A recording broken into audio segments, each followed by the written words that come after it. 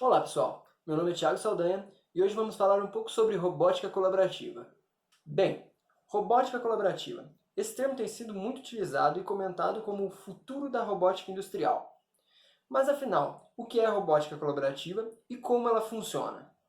Para isso, vamos utilizar duas normas como referência, a ISO 10218 e a ISO 15066. Primeiro ponto, se formos usar a definição literal de colaborativo, teríamos ato ou efeito de colaborar, trabalhar junto, correto? Esse termo diz basicamente o que é a ideia de um robô colaborativo, que é poder trabalhar um homem, um humano, junto com um robô, na operação de um sistema, correto? Para isso a gente tem que dividir e definir o robô colaborativo em 4 características. Entre elas, parada automática de segurança, capacidade de aprendizado manual, monitoramento de ajuste de velocidade e limitação de potência e força. Vamos falar primeiro sobre paradas monitoradas de segurança. Esse sistema funciona muito mais para sistemas de robôs convencionais. Portanto, o que eles necessitam? Eles precisam de uma área pré-determinada, onde ele vai monitorar via dispositivos de segurança externos, como o scanner de segurança, e ele vai monitorar a área em volta do robô, fazendo com que, ao se aproximar algum operador do robô, o sistema irá diminuir a velocidade e, numa proximidade muito grande do robô, onde ele acesse uma área de risco realmente, o robô iria parar, sem dar uma parada de proteção, e sim simplesmente parando o robô, fazendo com que ele não possa operar enquanto o operador estiver naquela área de risco. Esse sistema, como eu disse, funciona para sistemas onde pretendem ser sistemas colaborativos e os robôs são convencionais. Para robôs realmente colaborativos, essas medidas extras de segurança só são colocadas em aplicações onde realmente o restante da aplicação causa algum risco para o operador. Ou seja, em aplicações seguras, o robô colaborativo tem uma grande aplicabilidade sem a necessidade de recursos extras de segurança. Bem, a segunda característica para um robô colaborativo é a capacidade de executar aprendizado manual. O que seria o aprendizado manual? Seria com que o robô permitisse que a gente consiga executar funções, por exemplo, um robô desse, pegar ele manualmente e levar ele até a posição onde eu desejo criar um ponto para essa aplicação, correto? Para robôs convencionais, existem algumas ferramentas externas que podem fazer com que essa execução seja feita, e para robôs realmente colaborativos, essa aplicação, essa funcionalidade já vem acoplada ao robô. Eu vou mostrar para vocês um pouquinho aqui com o R10 da Universal Robots, que nós temos disponível aqui, como funciona esse sistema de posicionamento manual. Bem, pessoal, aqui com o robô colaborativo da UR, nós vamos demonstrar como é a capacidade de aprendizado manual. Esse robô ele tem dois modos da gente executar essa funcionalidade. O primeiro é utilizando o botão traseiro da tela de comando do robô. Então, ao pressionar o botão traseiro, ele libera o robô para que eu faça posicionamentos manuais. Então, eu consigo, com a mão, de forma leve e fácil, levar o robô até a posição onde eu desejo levar e criar um ponto. Este é o primeiro modo no robô da UR. O segundo modo, existe uma tela de movimentação interna, onde ele possui um botão que executa a mesma função do botão de trás. Então, ao pressionar esse botão, eu consigo executar as movimentações manuais de forma simples e fácil, correto? Então, essa é a segunda característica para determinar um robô colaborativo. Bem, pessoal, vamos falar agora sobre a terceira característica que permite considerar um robô colaborativo.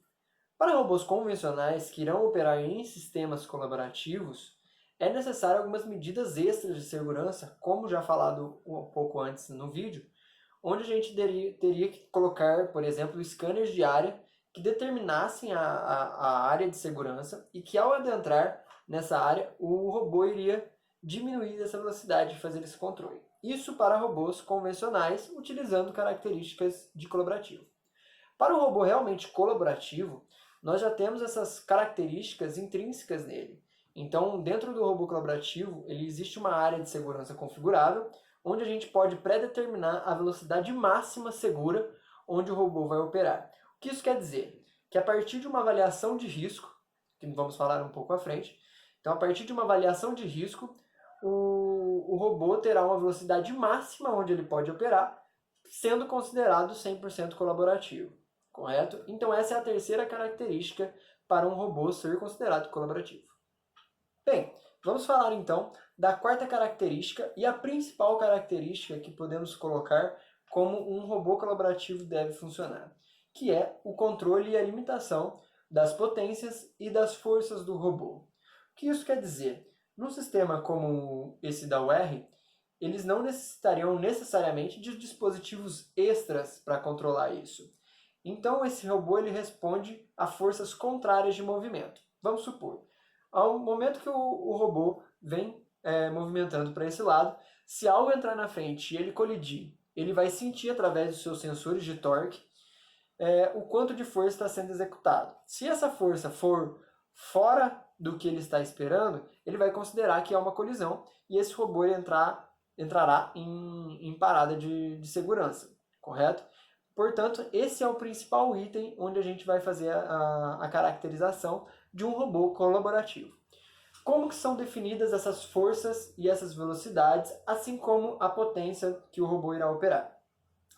Ao iniciar um projeto, deverá ser comunicado a um engenheiro de segurança responsável e ele fará uma avaliação de risco para esse sistema, assim como um projeto de segurança. E nessa avaliação de risco, ele irá nos indicar qual será a velocidade máxima que o robô poderá operar, a força máxima e a potência máxima que esse robô poderá operar, de forma que ele fique em 100% colaborativo, correto? Todas essas características já vêm dentro do próprio robô. Então, dentro dele, você consegue fazer essa configuração e determinar quais serão todos esses parâmetros: velocidade, força e potência, correto? E, portanto, essa é a principal característica para configurar um robô colaborativo. Claramente, temos outras características, portanto, essas são as 4 principais.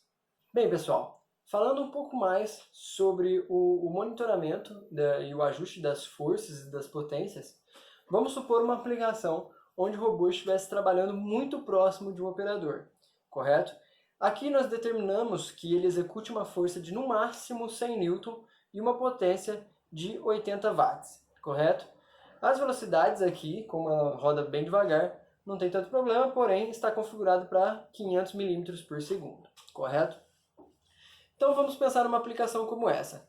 Caso o robô estivesse fazendo a sua operação cotidiana e o operador, por algum acaso, tivesse que adentrar o local onde o robô está executando a função e, por um acaso, o robô colidisse com o operador, o que aconteceria?